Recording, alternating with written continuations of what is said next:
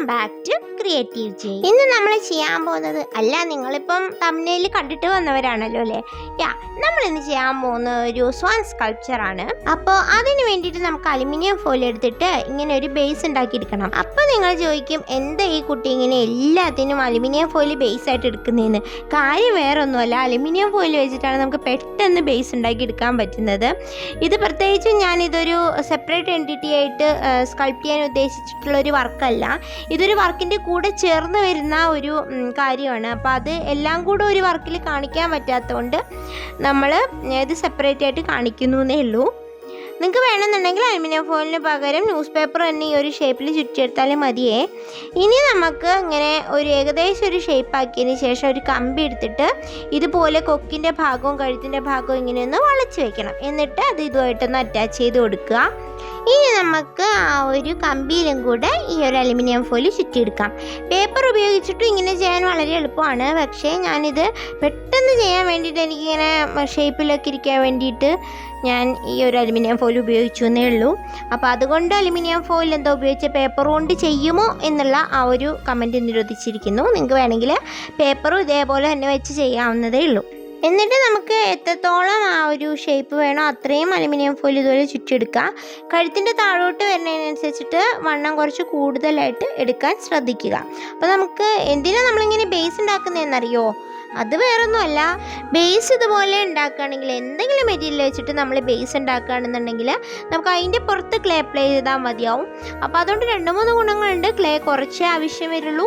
പിന്നെ രണ്ടാമത്തെ കാര്യം, നന്നായിട്ട് ഷേപ്പ് ചെയ്ത് നമുക്ക് എടുക്കാൻ പറ്റും. മൂന്നാമത്തെ കാര്യം, ലൈറ്റ് വെയിറ്റ് ആയിരിക്കും, ഡാമേജസ് കുറവായിരിക്കും. അപ്പോൾ ഇതൊക്കെയാണ് കാരണങ്ങൾ. അപ്പോൾ നമ്മൾ ഏകദേശം നമ്മുടെ അരിയനെക്കുട്ടിയുടെ ഷേപ്പൊക്കെ റെഡിയാക്കിയിട്ടുണ്ട്. ഇനി നമുക്ക് ഒരു പേപ്പർ ടേപ്പ് വെച്ചിട്ട് ഇത് കവർ ചെയ്തെടുക്കാം. പേപ്പർ ടേപ്പ് ഇല്ലെങ്കിൽ ടിഷ്യൂ പേപ്പറോ അല്ലെങ്കിൽ ന്യൂസ് പേപ്പറോ അല്ലെങ്കിൽ എന്തെങ്കിലും കട്ടി കുറഞ്ഞ പേപ്പർ വെച്ചിട്ട് ഇതൊന്ന് ഇങ്ങനെ ഗ്ലൂ ഒക്കെ അപ്ലൈ ചെയ്തിട്ട് ഇതൊന്ന് കവർ ചെയ്തെടുക്കുക.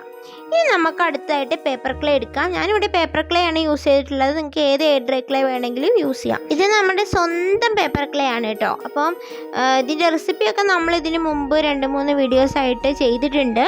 അപ്പോൾ കണ്ടിട്ടില്ലാത്തവരുണ്ടെന്നുണ്ടെങ്കിൽ ഒന്ന് കണ്ടു നോക്കാം. ഞാൻ ഫസ്റ്റ് കമൻറ്റിൽ പിൻ ചെയ്തിട്ടേക്കാം ലിങ്ക്. കണ്ടാൽ മാത്രം പോരാ കേട്ടോ, സപ്പോർട്ടും കൂടെ ചെയ്യണേ.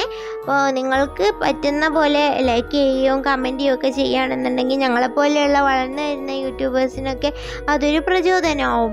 അപ്പോൾ ഞങ്ങൾക്ക് ഞങ്ങളുടെ ടാലൻ്റൊക്കെ പ്രകടിപ്പിക്കാൻ വേണ്ടിയിട്ട് ഇങ്ങനെയുള്ള പ്ലാറ്റ്ഫോംസൊക്കെയാണ് ഉള്ളത്. അപ്പോൾ അതുകൊണ്ട് തന്നെ നിങ്ങളുടെ ഓരോരുത്തരുടെയും വിലപ്പെട്ട സപ്പോർട്ടുകൾ കൊണ്ടാണ്, അതുപോലെ നിങ്ങളുടെ പ്രോത്സാഹനം കൊണ്ടാണ് ഉയർന്നു വരാൻ സാധിക്കുക. അപ്പോൾ അതുകൊണ്ട് അതും കൂടെ ഒന്ന് കൺസിഡർ ചെയ്ത് സപ്പോർട്ട് ചെയ്യാൻ ശ്രമിക്കുക. എനിക്കതേ പറയാൻ പറ്റുള്ളൂ. ഓരോരുത്തരുടെ ഇഷ്ടമല്ലേ സപ്പോർട്ട് ചെയ്യുക എന്നുള്ളതൊക്കെ. അപ്പോൾ ഇതുപോലെ നമ്മളെ ബോഡി കംപ്ലീറ്റ് ആയിട്ട് നമുക്ക് ഈ ക്ലേ വെച്ചിട്ട് ഇതുപോലെ ഒന്ന് കവർ ചെയ്ത് കൊടുക്കാം. ഈവനായിട്ട് എല്ലായിടത്തും കവർ ചെയ്യാനായിട്ട് പ്രത്യേകം ശ്രദ്ധിക്കുക. ചെറിയ ചെറിയ ലെയറായിട്ട് എടുത്തിട്ട് കവർ ചെയ്ത് തുടങ്ങിയാൽ മതി. ഒരുപാട് കട്ടിയിലെടുക്കുകയാണെന്നുണ്ടെങ്കിൽ ചിലപ്പോൾ നമ്മൾ ഉദ്ദേശിക്കുന്ന ഷേപ്പിനെക്കാട്ടും കുറച്ച് വ്യത്യാസമായിട്ടൊക്കെ വരും. അപ്പോൾ അതുകൊണ്ട് നമ്മൾ കുറച്ച് പാച്ചസ് ആയിട്ട് എടുത്തിട്ട് ലാസ്റ്റ് ബ്ലെൻഡ് ചെയ്യുന്നതാണ് നല്ലത്. ഇനി നമുക്ക് ബീക്കിൻ്റെ ഭാഗം കൂടെ വെച്ച് കൊടുക്കാം. അപ്പോൾ അതിൻ്റെ ചുണ്ട് കണ്ടിട്ടില്ലേ, കുറച്ച് വളഞ്ഞിട്ടാണ് ഉണ്ടാവുക. ആ ഒരു ഭാഗത്ത് വയ്ക്കാം. ഇനി നമുക്ക് അതുപോലെ തന്നെ രനത്തിൻ്റെ ആ ഒരു തലയുടെ മുകളിലായിട്ട് കുറച്ചൊരു ഭാഗമുണ്ടല്ലോ ഉയർന്ന് നിൽക്കുന്നത്, അതിന് വേണ്ടിയിട്ട് കുറച്ച് ക്ലേ അപ്ലൈ ചെയ്തിട്ട് അതൊന്ന് ബ്ലെൻഡ് ചെയ്ത് കൊടുക്കാം. എന്നിട്ട് ഞാൻ എൻ്റെ കഴുത്തിൻ്റെ ഭാഗത്ത് കുറച്ച് ഇംപ്രഷൻസ് ഇതുപോലെ തൂവൽ പോലെയൊക്കെ കൊടുക്കുകയാണ്. ചെറുതായിട്ട് കൊടുത്താൽ മതിയാവും. ഇനി നമുക്ക് ചിറകും വാലും ഒക്കെ വെച്ച് കൊടുക്കാം. അപ്പോൾ അതിൻ്റെ ഫെദേഴ്സ് പോലെയാണ് ഇതുപോലെ വെച്ച് കൊടുക്കുന്നത്. ഇത് വളരെ സിമ്പിളായിട്ടാണ് കേട്ടോ ചെയ്യുന്നത്. ഇതുപോലെ ചെറിയ ചെറിയ പാച്ചസ് വെച്ചിട്ട് ഒന്ന് ബ്ലെൻഡ് ചെയ്ത് കൊടുത്താൽ മാത്രം മതി. അതങ്ങനെ തന്നെ ഇരുന്നോളും. അപ്പോൾ ഞാനിവിടെ ഒരു ഭയങ്കര റിയലിസ്റ്റിക് ആയിട്ടൊന്നും അല്ല ചെയ്യുന്നത്. അങ്ങനെ വേണമെന്നുണ്ടെങ്കിൽ നമുക്ക് പിന്നീട് ചെയ്യാം. ഇതിപ്പോൾ ഞാനൊരു സ്കൾപ്ചർ പോലെ തന്നെയാണ് ചെയ്യുന്ന, റിയലിസ്റ്റിക് സ്കൾപ്ചറൊന്നും അല്ല. അപ്പോൾ അതുകൊണ്ട് തന്നെ നമുക്ക് ഈ ഒരു ഫെദറിനൊന്നും വലിയ റിയലിസ്റ്റിക് എഫക്റ്റ് ഒന്നും ഞാൻ കൊടുക്കാൻ ഉദ്ദേശിക്കുന്നില്ല. അപ്പോൾ ഇതുപോലെ 2-3 ലെയറായിട്ട് ഇതുപോലെ കൊടുക്കുക. എന്നിട്ട് പിന്നെ നമുക്ക് ഫെദേഴ്സിൻ്റെ അവിടെ കുറച്ച് ചെറിയ ചെറിയ വരകളൊക്കെ ഇട്ട് കൊടുത്തിട്ട് അതൊരു ഇംപ്രഷൻസ് ആയിട്ടൊക്കെ കൊടുക്കാം. അപ്പോൾ ഒരുപാട് ഡീറ്റെയിലിങ്ങിലേക്കൊന്നും ഞാനിവിടെ കടക്കുന്നില്ല കേട്ടോ. അപ്പോൾ ഇത്രയും രണ്ട് ഭാഗത്തും സെയിം ആയിട്ട് നമ്മൾ എല്ലാം ചെയ്തെടുത്തിട്ടുണ്ട്. ഇനി നമുക്ക് ചിറക് വെച്ച് കൊടുക്കാം. അപ്പോൾ ചിറക് വെച്ച് കൊടുക്കുമ്പോൾ നമ്മൾ വാട്ടർ വെച്ചിട്ട് നന്നായിട്ട് ആ ഒരു പാച്ച് നന്നായിട്ട് ബ്ലെൻഡ് ചെയ്തെടുക്കുക. അപ്പോൾ ഞാൻ ഒരു കാര്യം പറയാൻ വിട്ടുപോയി, പേപ്പർ ക്ലേ യൂസ് ചെയ്യുമ്പോൾ എപ്പോഴും നമ്മൾ പുതിയ പാച്ചസ് ഉണങ്ങിയ ക്ലേയുടെ പുറത്തേക്ക് ആഡ് ചെയ്യുന്നതിനോടൊപ്പം തന്നെ ബ്ലെൻഡിങ്ങും കൂടെ ചെയ്യാൻ പ്രത്യേകം ശ്രദ്ധിക്കണം. ഇല്ലെങ്കിൽ ഉണങ്ങിക്കഴിയുമ്പോൾ രണ്ടും വിട്ടുപോകാനായിട്ട് സാധ്യത കൂടുതലാണ്. കോൾപോസിലിനെക്കാട്ടിലും കൂടുതൽ. കോൾപോസിലിനിൽ ഓൾറെഡി കുറച്ച് സ്റ്റിക്കി നേച്ചർ ഉള്ളതുകൊണ്ട് അതങ്ങനെ ഇരുന്നോളും. പക്ഷേ പേപ്പർ ക്ലേ നമ്മളെപ്പോഴും കുറച്ചും കൂടെ ഒന്ന് വാട്ടർ വെച്ചിട്ട് നന്നായിട്ട് ആ ഒരു താഴത്തെ ലെയറുമായിട്ട് നന്നായിട്ട് ബ്ലെൻഡ് ചെയ്ത് കൊടുക്കണം. ഇനി നമുക്ക് ചിറകിലും ദ സെയിം ഡിസൈൻ, നമ്മൾ ആ വാലിൻ്റെ ഭാഗത്ത് കൊടുത്ത അതേ ഡിസൈൻ തന്നെ ചിറകിൻ്റെ ഭാഗത്തും കൊടുക്കുകയാണ്. കുറച്ച് കുറച്ചായിട്ട് ഒരു ഫെദേഴ്സ് പോലെ നമ്മളിങ്ങനെ വെച്ച് കൊടുക്കുകയാണ്. അത് നമ്മുടെ ഈ ഒരു അരണ്യത്തിൻ്റെ രണ്ട് സൈഡിലും ചെയ്യണം കേട്ടോ. ഈ ഒരു സൈഡിലും അപ്പുറത്തെ സൈഡിലും ചെയ്യണം. പിന്നെ സാധാരണ അരണ്യത്തിൻ്റെ ഒരു ബോഡിയിൽ ഒരു കഴുത്ത് കഴിഞ്ഞിട്ടുള്ള ഭാഗം കുറച്ചൊന്ന് ഉയർന്നിട്ട് കർവി ആയിട്ടാണ് ഇരിക്കുക. നിങ്ങൾ ശ്രദ്ധിച്ചിട്ടുണ്ടെങ്കിൽ മനസ്സിലാവും. അപ്പം നമ്മളിവിടെ ഇത് കുറച്ച് ഫ്ലാറ്റ് ആയിട്ടാണ് വെച്ചിട്ടുള്ളത്. അതിനൊരു കാരണമുണ്ട്. ആ കാരണം നിങ്ങൾക്ക് ശരിക്കുള്ള ആർട്ട് വർക്ക് കാണുമ്പോൾ നിങ്ങൾക്ക് മനസ്സിലാവും കേട്ടോ. അപ്പോൾ അതുവരെ ഇതൊന്ന് സസ്പെൻസ് ആയിട്ടിരിക്കട്ടെ. അപ്പോൾ ഞാനത് വീഡിയോയിൽ പറഞ്ഞില്ലെങ്കിൽ നിങ്ങൾക്ക് മനസ്സിലാവും എന്തുകൊണ്ടാണ് ഞാൻ അങ്ങനെ ചെയ്തതെന്ന്. അപ്പോൾ ഇതുപോലെ ഇനി നമുക്ക് കണ്ണിൻ്റെ അവിടെയും കുറച്ച് എൻഹാൻസ് ചെയ്ത് കൊടുക്കാനുണ്ട്. ഇല്ലെങ്കിൽ നിങ്ങൾക്ക് ഇത്രയൊന്നും ഡീറ്റെയിലിംഗ് ആയിട്ട് കണ്ണിൻ്റെ അവിടെ കൊടുത്തില്ലെങ്കിലും കുഴപ്പമില്ല. ഞാനിതിവിടെ അങ്ങനെ കൊടുക്കുന്നുണ്ട്. ഒരു സ്കൾപ്ചർ ആണല്ലോ, അപ്പോൾ അതുകൊണ്ട് കുറച്ചും കൂടെ ഒന്ന് ഡീറ്റെയിൽഡ് ആയിട്ട് കൊടുക്കാമെന്ന് വിചാരിക്കുന്നു. അപ്പോൾ കണ്ണിൻ്റെ അവിടെയും നമുക്കിതുപോലെ ഒന്ന് ഇംപ്രഷൻസ് എല്ലാം കൊടുത്തിട്ട് എടുക്കാം. കണ്ണ് നല്ല ഒരു വിടർന്നിട്ടുള്ള പോലെയൊക്കെ തോന്നിക്കാൻ വേണ്ടിയിട്ട്. അപ്പോൾ അതും കഴിഞ്ഞു. ഇപ്പോൾ നമ്മൾ ആ ഒരു ബീക്കിൻ്റെ ഭാഗത്ത് കുറച്ചൊരു ഡീറ്റെയിലിംഗ് കൊടുക്കണം. കൊക്കിൻ്റെ ഭാഗത്ത് കുറച്ചൊരു ബ്ലാക്ക് കളറിൽ കണ്ടിട്ടുണ്ടോ അരണ്യത്തിൻ്റെ ആ ഒരു കളറേഷനെല്ലാം കൊടുക്കാൻ വേണ്ടി അവിടെ ഒന്ന് ഉയർത്തി വയ്ക്കുന്ന ഒരു പോർഷനുണ്ട്. അതും കൂടെ ഒന്ന് വെച്ച് കൊടുക്കുകയാണ്. അപ്പോൾ അതും കൂടെ കഴിഞ്ഞപ്പോൾ നമ്മുടെ സ്കൾപ്റ്റിംഗ് എല്ലാം ഒരു ബോഡിയുടെ സ്കൾപ്റ്റിംഗ് എല്ലാം കഴിഞ്ഞു.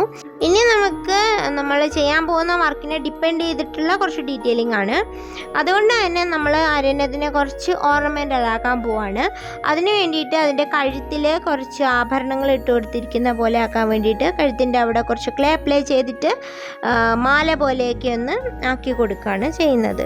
അതിൽ കുറച്ച് ഇംപ്രഷൻസ് എല്ലാം കൊടുക്കുന്നുണ്ട്. അങ്ങനെ അവിടെ ഒരു മാല പോലെ സ്കൾപ്റ്റ് ചെയ്ത് കൊടുക്കുകയാണ്. അങ്ങനെ ഒരു 2-3 മാല നമ്മൾ ചെയ്തെടുക്കണം. ഞാൻ ആ ഒരു ടൂൾ വെച്ചിട്ട് തന്നെയാണ് മാലയുടെ ആ ഒരു ഡിസൈൻസ് എല്ലാം കൊടുക്കുന്നത്. വലിയ ഡീറ്റെയിലിംഗ് ആയിട്ടൊന്നും വേണ്ട. നിങ്ങൾക്ക് റീഫില്ലിൻ്റെ ആ ഒരു ഭാഗം വെച്ചിട്ടൊക്കെ ഇംപ്രഷൻസ് കൊടുക്കാവുന്നതാണ്. അങ്ങനെ ഞാനൊരു കഴുത്തിൻ്റെ താഴെ വരെ 3 മാലകളായിട്ട് കൊടുത്തിട്ടുണ്ട്.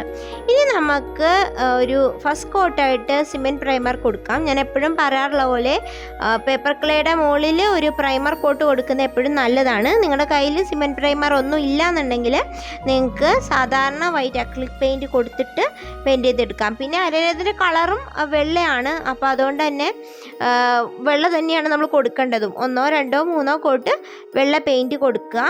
അതിനുശേഷം ഞാൻ കുറച്ച് പേൾ മെറ്റാലിക് വൈറ്റ് എടുത്തിട്ട് അത് വെച്ചിട്ട് ഒന്ന് ഹൈലൈറ്റ് ചെയ്ത് കൊടുക്കുന്നുണ്ട്. അതും നമ്മൾ ചെയ്യാൻ പോകുന്ന കംപ്ലീറ്റ് ആർട്ട് വർക്കിനെ ഡിപ്പെൻഡ് ചെയ്തിട്ടാണ്, കംപ്ലീറ്റ് ഐഡലിനെ ഡിപ്പെൻഡ് ചെയ്തിട്ടാണ് ഈ ഒരു മെറ്റാലിക് ഷെയ്ഡും കൂടെ നമ്മൾ കൊടുക്കുന്നത്. അതിനുശേഷം നമുക്ക് കൊക്കിന് ഒരു ഓറഞ്ചിഷ് റെഡ് കളർ കൊടുക്കാം. കുറച്ച് ഓറഞ്ചും കൂടെ ക്രിംസൻ്റെ കൂടെ മിക്സ് ചെയ്തെടുത്താൽ മതി കേട്ടോ. അതിനുശേഷം ആ ഒരു കൊക്കിൻ്റെ ആ ഒരു 2 പാർട്ടീഷനായിട്ട് നമുക്ക് ബ്ലാക്ക് വെച്ചിട്ട് വരച്ചു കൊടുക്കാം. അതിനുശേഷം ആ കൊക്കിൻ്റെ മുകളിലായിട്ട് വരുന്ന ഒരു ബ്ലാക്ക് കളർ പോർഷൻ ഉണ്ട്. ചില അരണ്യത്തിന് അതുണ്ടാവില്ല. അതല്ല നിങ്ങൾക്ക് അത് ഇഷ്ടമല്ല എന്നുണ്ടെങ്കിൽ ബ്ലാക്ക് കൊടുക്കണമെന്നില്ല. ഞാനിവിടെ ബ്ലാക്കും കൂടെ കൊടുത്തിട്ടാണ് കംപ്ലീറ്റ് ചെയ്ത് എടുക്കുന്നത്. അതിനുശേഷം ഒരു ബ്ലാക്കിൻ്റെ അകത്ത് നമുക്ക് ഇതുപോലെ കണ്ണ് വരച്ചു കൊടുക്കാം. അപ്പോൾ നമ്മുടെ ഒരു തലയുടെ പരിപാടിയൊക്കെ കഴിഞ്ഞു. ഇനി നമുക്ക് ആ ഒരു ഓർണമെൻറ്റ്സിനാണ് കളർ കൊടുക്കാനുള്ളത്. അപ്പോൾ നേരിട്ട് ഗോൾഡ് കൊടുക്കുന്നതിനെക്കാട്ടും നല്ലത് ബ്ലാക്ക് കൊടുത്തിട്ട് അതിൻ്റെ പുറത്ത് ഗോൾഡ് വെച്ച് ഹൈലൈറ്റ് ചെയ്യുന്നതാണ് കുറച്ചും കൂടി എടുപ്പ് എന്ന് തോന്നിയുകൊണ്ട് ഞാൻ ആദ്യം ബ്ലാക്ക് ഒന്ന് കൊടുത്തെടുക്കുന്നുണ്ട്. അതിനുശേഷം അതിൻ്റെ പുറത്തേക്ക് ഗോൾഡ് കളർ വെച്ചിട്ട് അക്രിലിക് പെയിൻറ്റ് വെച്ചിട്ട് ഒന്ന് ഇതുപോലെ ഹൈലൈറ്റ് ചെയ്ത് കൊടുക്കുകയാണ്. അപ്പോൾ ഒരു പ്രത്യേക ഒരു ഭംഗി ഉണ്ടാവും, അതുകൊണ്ടാണ് അങ്ങനെ ചെയ്തത്. അങ്ങനെ ഒരു 2-3 പ്രാവശ്യം ചെയ്യുമ്പോൾ നന്നായിട്ട് ഉദിച്ച് നിൽക്കും. അതുപോലെ തന്നെ ചിറകിൻ്റെ അവിടെയും വാലിൻ്റെ അവിടെയും ഞാൻ അങ്ങനെ കൊടുത്തിട്ടുണ്ട്. അപ്പോൾ ഇത്രയേ ഉള്ളൂ നമ്മുടെ ഇന്നത്തെ ഈ ഒരു ആരണ്യത്തിൻ്റെ മേക്കിങ്.